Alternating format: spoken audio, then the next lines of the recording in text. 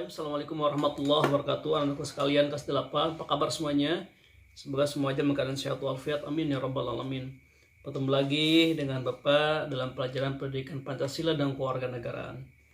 Alhamdulillahirabbil alamin wa bihi nasta'inu ala umuri waddin wassalatu wassalamu ala asrofil anbiya'i wal mursalin sayyidina Muhammadin wa ala alihi wa sahbihi ajmain. Amin ya rabbal alamin. Alhamdulillah, segala puji bagi Allah.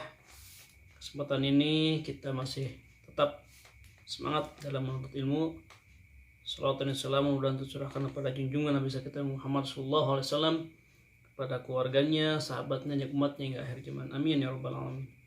Maka sekalian, di sini kita lanjut ke bab berikutnya, yaitu bab kedua, menumbuhkan kesadaran terhadap Undang-Undang Negara Republik Indonesia tahun 1945.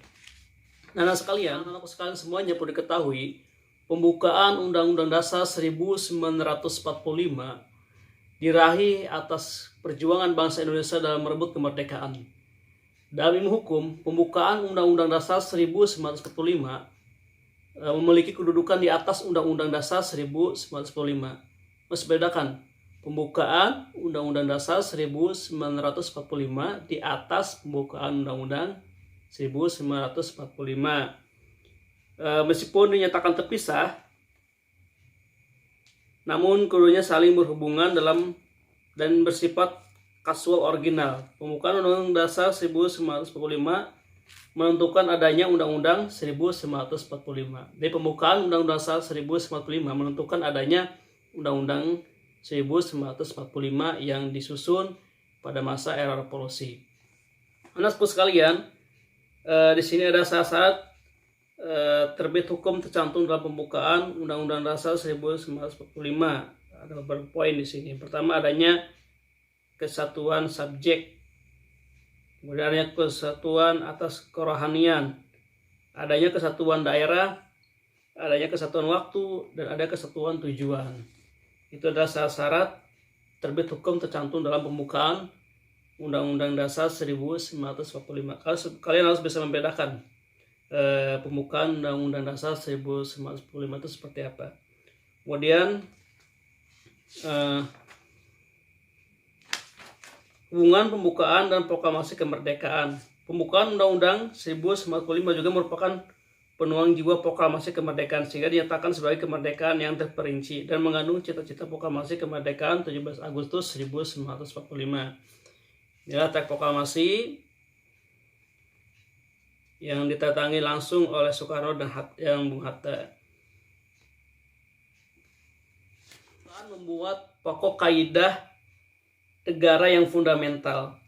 Di sini Profesor Dr. Notonegoro menyatakan bahwa atas dasar tinjauan sebagai berikut. Pertama, atas dasar rumusan, atas dasar semangat, kemudian atas dasar fungsi, dan atas dasar hubungan. Lainnya pembukaan Undang-Undang Negara Republik Indonesia tahun 1945. Ada 4 alinea, alinea pertama, alinea kedua, ketiga, dan keempat. Ini harus kita pahami semuanya untuk kalian. Maka ini sebetulnya harus kalian hafalkan. Ayat pertama, bahwa sesungguhnya kemerdekaan itu ialah hak segala bangsa, dan oleh sebab itu maka penjajahan di atas dunia harus dihapuskan karena tidak sesuai dengan peri kemanusiaan dan peri keadilan. Bahwa sesungguhnya kemerdekaan itu ialah hak segala bangsa, hak semua bangsa untuk merdeka. Maka hingga saat ini Indonesia masih memberikan sumbangsinya untuk perdamaian dunia dengan mengirimkan tentunya pasukan-pasukan perdamaian ke negara-negara yang terlibat konflik. Contohnya di Lebanon. Indonesia yang mengamalkan undang-undang di alinea pertama ini adalah sesungguhnya kemerdekaan itu adalah hak segala bangsa, maka penjajahan di atas dunia harus dihapuskan, termasuk penjajahan yang ada sekarang ini. Itu merupakan cita-cita bangsa Indonesia untuk menghapus segala bentuk penjajahan yang ada di dunia. Kemudian yang kedua yaitu adalah dan perjuangan pergerakan kemerdekaan Indonesia telah sampailah kepada saat yang berbahagia dengan selamat sentosa mengantarkan rakyat Indonesia ke depan pintu gerbang kemerdekaan negara Indonesia yang merdeka, bersatu, berdaulat, adil, dan makmur. Itu adalah hal yang kedua. Kemudian hal yang ketiga, atas rahmat Allah yang Maha Kuasa dan dengan didorong atas leluhur supaya berkehidupan kebangsaan yang bebas, maka rakyat Indonesia menyatakan dengan ini kemerdekaannya. Ini membuka panah syukur atas rahmat Allah bahwa segala upaya yang telah kita raih, kemerdekaan yang kita raih merupakan karunia dari Allah Subhanahu wa taala.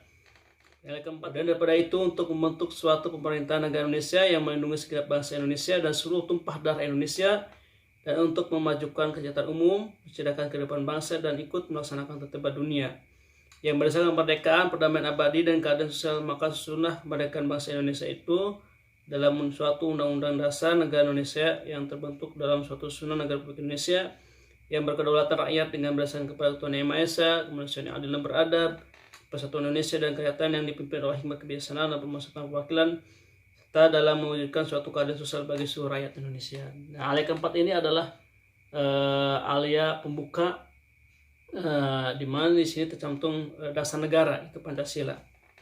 Itulah anak-anak sekalian, secara singkat pemahaman mengenai pembahasan tentang